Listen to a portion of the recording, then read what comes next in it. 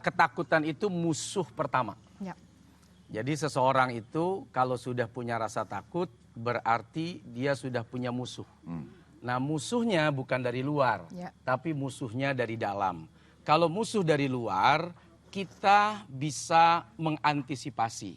Tapi kalau musuh dari dalam kadang dia selalu mengikuti. Mengikuti di waktu bangun, dia mengikuti bahkan mau tidur pun itu bisa menjadi pikiran yang menakutkan.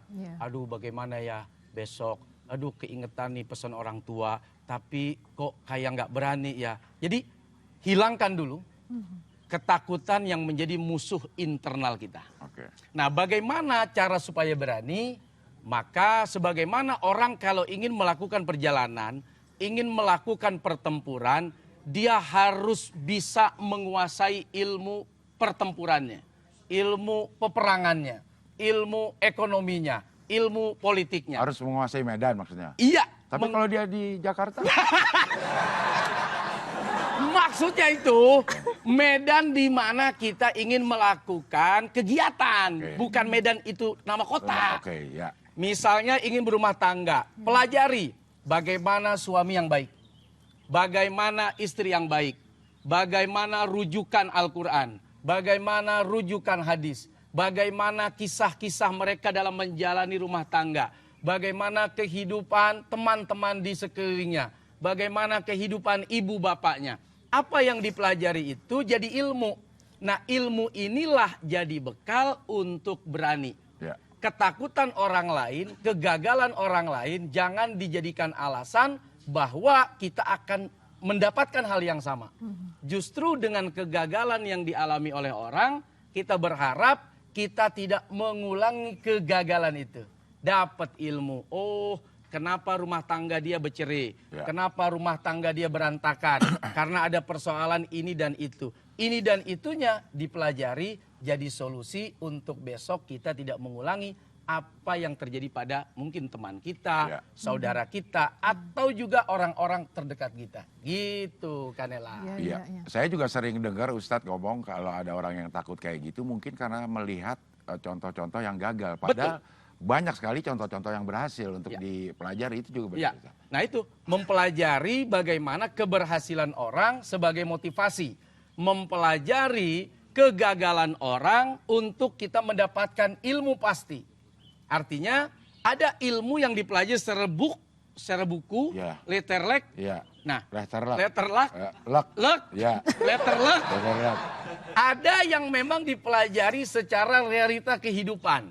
Nah, kegagalan orang jadikan pelajaran pasti. Kenapa dia gagal? Karena tidak saling menghormati, karena saling mengedepankan ego. Nah, bagaimana kita belajar dari kegagalan orang untuk mendapatkan ilmu pasti dalam membina rumah tangga. Iya, jadi kalau ada kalau orang lain bisa, kenapa harus kita? Enggak gitu dong. Kalau orang lain bisa, kita juga bisa. Kenapa harus kita? Itu kalau kerja ya, kalau orang lain bisa kerjain, kenapa harus kita? Nah, tapi dalam berumah tangga, inilah yang kadang-kadang banyak di antara kita. Ketika melihat kegagalan orang, justru itu menjadi bahan takut. Bahkan bahan tertawaan. Tuh lu mau gagal kayak dia. Tuh dia yang begini-begini aja bisa gagal. Apalagi lo yang bukan kayak dia.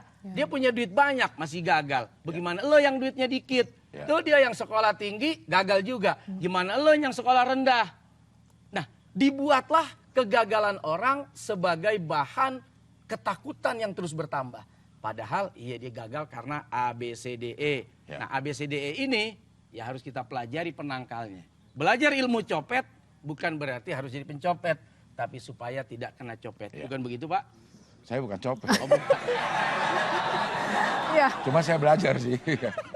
Nah Ustadz, berkaitan dengan hal itu tadi ya.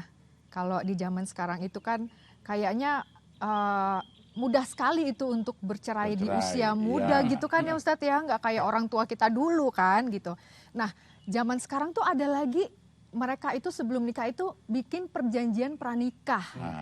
Itu kira-kira perlu nggak sih Pak Ustadz? Kan di zaman orang tua kita dulu kan nggak ada kayak gitu. Iya, ketakutan yang terus menjadi bahan perbincangan. Ini kan sekarang zamannya medsos. segala sesuatu informasi bukan hanya didapat dari internal keluarga atau dari lingkungan terdekat. Bahkan medsos itu menjangkau satu dunia. Ketika ada sesuatu yang baru, kita tuh kayak FOMO, ikut-ikutan. Bener juga tuh idenya, bener juga tuh caranya, cakep juga tuh sarannya.